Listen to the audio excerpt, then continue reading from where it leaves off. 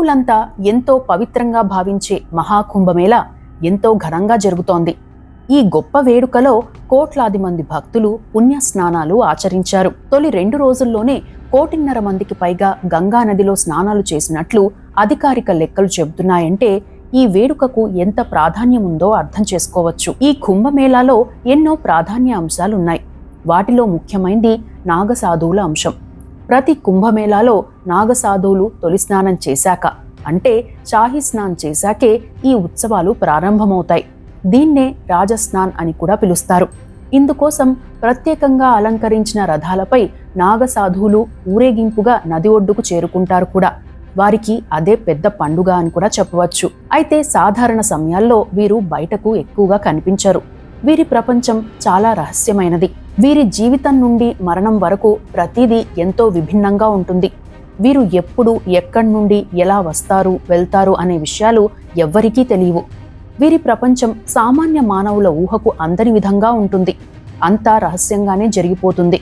ఈ నేపథ్యంలో నాగసాధువులు మిగతా టైంలో ఎక్కడుంటారు, వారి జీవన క్రమం ఏంటి, వారి మరణానంతరం వారి అంత్యక్రియలు ఎలా జరుగుతాయి, వారి మృతదేహాలను ఎందుకు కాల్చరు అనే అంశాలను తెలుసుకుందాం. నాగసాధువుల విషయానికి వస్తే హిందూ మతంలో మనకు సన్యాసులు, అఘోరాలు, నాగసాధువులు, స్వాములు కనిపిస్తారు. స్వాములు ప్రతి మఠానికో గుడికో ఉంటారు. సన్యాసులు కూడా సాధారణ జనజీవన ప్రాంతాల్లోనే జీవిస్తున్నారు. వీరు కాకుండా అఘోరాలు, నాగసాధువులు ప్రత్యేకమైనవారు. అఘోరాలకు, నాగసాధువులకు కుటుంబ జీవనం, శిక్షణ, ఆహారం విషయాల్లో చాలా తేడా ఉంటుంది. నాగసాధువులు ఒంటిపై వస్త్రాలు ధరించరు. కఠోరమైన సాధన కూడా ఉంటుంది. కుంభమేళా అయ్యాక హిమాలయాలకు వెళ్లి తపస్సులోనే ఉంటారు. హిందూ ధర్మ పరిరక్షణకు, పీఠాల సంరక్షణకు ఆదిశంకరాచార్యులు ఏర్పాటు చేసిన వ్యవస్థలో నాగసాధువులు ప్రధానమైనవారు. మొహంజదారో నాణాలపైన వీరి ఆనవాళ్లు కనిపిస్తాయంటే వీరి చరిత్ర ఎంత పురాతనమైందో అర్థం చేసుకోవచ్చు. నాగసాధువులు కావాలంటే కూడా చాలా కష్టమే. అందుకు అనేక రకాలుగా శిక్షణ పొందాల్సి ఉంటుంది. యుక్త వయసులో ఉండగానే నాగసాధువులుగా మారేందుకు అడుగులు వేయాల్సి ఉంటుంది. అంటే హిందూ మత రక్షకులుగా మారేందుకు, సర్వత్యాగాలకు సిద్ధపడి ఉండేందుకు మొదటి అడుగు అని చెప్పవచ్చు. అందులో భాగంగా వీరు అఖారాలను ఆశ్రయించాలి. అఖారాలు అనేవి ఏంటనే విషయానికి వస్తే అఖారా, అఖాడా, అగాడా అనేవి 3 ఒక్కటే. వీటిని మొదట ఆదిశంకరాచార్యుల వారు ఏర్పాటు చేశారు. అందరి లక్ష్యం హిందూ మత రక్షణ, దైవ చింతనే అయినప్పటికీ పాలనాపరమైన అంశాలు, సంప్రదాయాలు, బాధ్యతలకు సంబంధించిన అంశాల్లో స్పష్టత ఉండాలనే ఉద్దేశంతో శ్రీ శంకరాచార్యుల వారు వివిధ విభాగాలను చెందిన వారిని సమూహాలుగా ఉండే ఆచారాన్ని ప్రారంభించారు. మొత్తంగా 3 విభాగాలు ఉంటాయి. అవి శైవ, వైష్ణవ, ఉదాసీన విభాగాలు. ఇందులో ఉండే సాధువులను, ఋషులను మొత్తం 13 భాగాలుగా అంటే అఖారాలుగా విభజించారు. వీటిలో శైవ శాఖకు చెందిన 7 అఖారాలు, బైరాగి వైష్ణవ శాఖకు చెందిన 3, ఉదాసీన శాఖకు చెందిన 3 ఉన్నాయి. ఇవి కాకుండా పరంపర, సంప్రదాయ, అద్వైత విభాగాలు ఉన్నాయి. ఈ అఖారాల పేర్ల విషయానికి వస్తే శ్రీ పంచదశనం జూన అఖారా, శ్రీ పంచదశనం ఆవాహన్ అఖారా, శ్రీ శంభు పంచ అగ్ని అఖారా, శ్రీ శంభు పంచాయతీ అటల్ అఖారా, శ్రీ పంచాయతీ మహానిర్వాణి అఖారా, పంచాయతీ అఖారా శ్రీ నిరంజని, శ్రీ పంచ నిర్మేహి అఖారా, శ్రీ పంచ దిగంబర్ అఖారా, శ్రీ పంచ నిర్వాణి అఖారా, తపోనిధి శ్రీ ఆనంద్ అఖారా, శ్రీ పంచాయతీ అఖారా కొత్త ఉదాసీనత. ఇవి చాలా స్వచ్ఛంగా ఉంటాయి. నిబంధనలు కూడా కఠినంగా ఉంటాయి.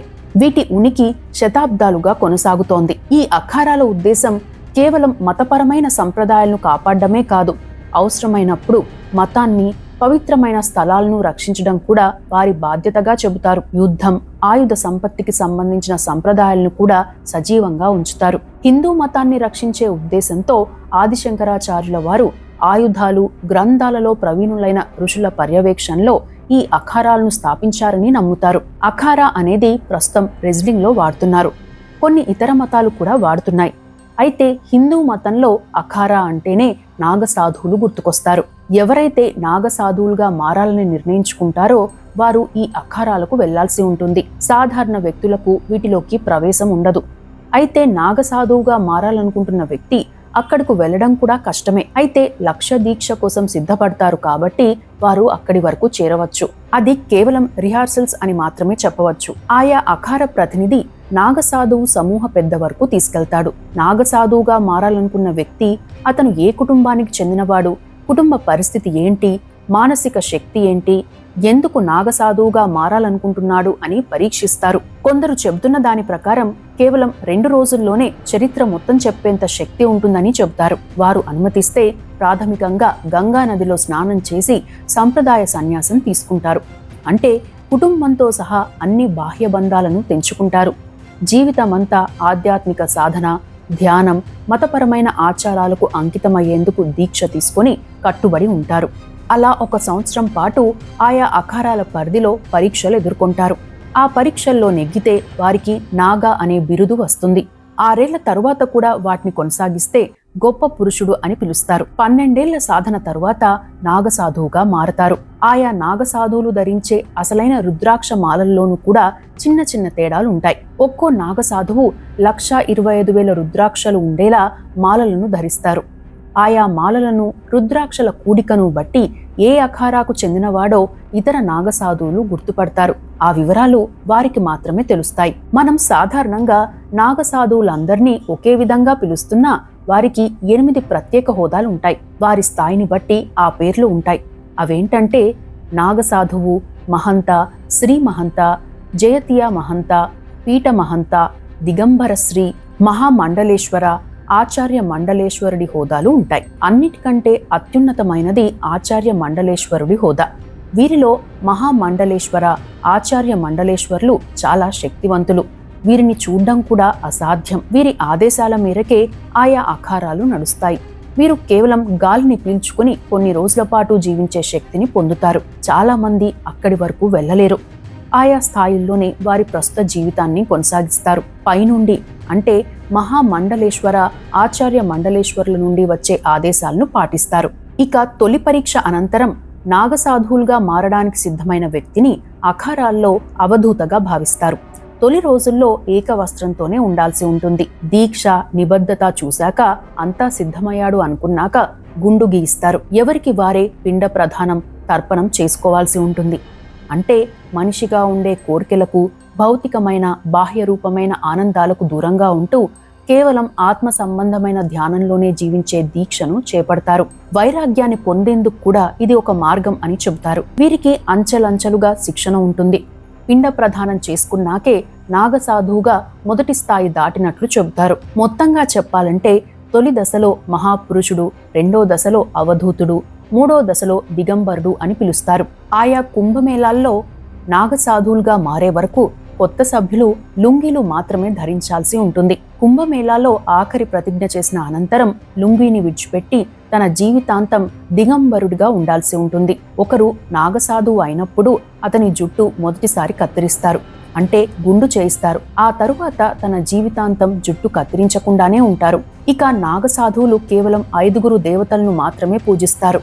వినాయకుడు, శివుడు, శక్తిమాత అంటే సృష్టికర్త లేదా ప్రకృతి, విష్ణువు, సూర్యుణ్ణి మాత్రమే పూజిస్తారు. నాగసాధువులకు 17 అలంకారాలు అత్యంత కీలక పాత్ర పోషిస్తాయి. విభూతి, చిన్న వస్త్రం, చందనం, కాళ్లకు లోహపు కడియం, పంచకేశ అంటే ఒక జడ 5 సార్లు చుట్టబడి ఉండడం, కుంకుమ, ఉంగరం, పూలదండ, పటాకరు వంటి ఆయుధం, ఢమరుకం, కమండలం, దీర్ఘ వృత్తాకారంలో ఉండే పాత్ర, జడలు, తిలకం, మసిబొట్టు, చేతిలో జపమాల, రుద్రాక్షలు ఖచ్చితంగా ఉండాలి. ఈ అలంకారాలు చేసుకున్న తరువాతే పవిత్ర నదిలో స్నానం, మహాకుంభమేళాలోనూ రాజస్నానం చేస్తారు నాగసాధువులు. ఇక కుంభమేళా తరువాత వీరు ఎక్కడికి వెళ్ళిపోతారనే అంశానికి వస్తే వీళ్ళకి శాశ్వతమైన ప్రదేశం, నివాసం అనేది ఉండదు. ఎక్కువగా హిమాలయాల్లోనే గుహల్లో ఉంటారు. అందులోనూ 100 కిలోమీటర్ల లోపల ఉంటారు. యాత్రికులకు కనిపించరు. వీరు ఉండే ప్రదేశాలకు సాధారణ యాత్రికులు, ప్రజలు వెళ్లడం చాలా కష్టం. ఆక్సిజన్ కూడా సరిగ్గా ఉండదని చెబుతారు. నాగసాధువులు ఒక్క పూట మాత్రమే ఆహారం తీసుకుంటారు. అది అల్పాహారంగా మాత్రమే తీసుకుంటారు. ఆకులు, పండ్లు మాత్రమే స్వీకరిస్తారు. మాంసాహారానికి పూర్తిగా దూరంగా ఉంటారు. ఇక కుంభమేళా లాంటి ప్రాంతాల్లో బయటికి వచ్చినప్పుడు అఖారాల పరిధిలోనే రోజుకి ఒకసారి మాత్రమే, అది గరిష్టంగా 7 చోట్ల లేదా 7 ఇళ్లల్లో లేదా 7 వ్యక్తులను మాత్రమే భిక్ష అడుగుతారు. అది ఆహారం కావచ్చు, పానీయం కావచ్చు లేదా ధూమం కావచ్చు. ఆ 7గురిలో ఎవరైనా భిక్ష పెడితేనే వారు స్వీకరిస్తారు. ఒకవేళ ఎవరూ భిక్ష పెట్టకపోతే ఆ రోజు కేవలం గాలి పీల్చుతూ ఆ రోజు గడిపేస్తారు. మరుసటి రోజు శివపూజ తరువాతే మళ్ళీ భిక్ష చేస్తారు. కొందరు నాగసాధువులు అడవుల్లో దొరికే గంజాయిని పీల్చుతారట. ఇక వీరు శరీరంపై భూతిని పూసుకోవడం కూడా ముఖ్యమైన అంశమే. బూడిదకు, విభూతికి, శివుడు ధరించే భస్మానికి చాలా తేడా ఉంటుంది. విభూతి శరీరమంతా పూసుకోవడం అంటే వైరాగ్యానికి, పవిత్రతకు, శివుడిపై ఉన్న భక్తికి చిహ్నం. ఇక కుంభమేళా సమయంలో వారు తాత్కాలిక మఠాల్లో ఉంటూ ధ్యానం చేస్తారు.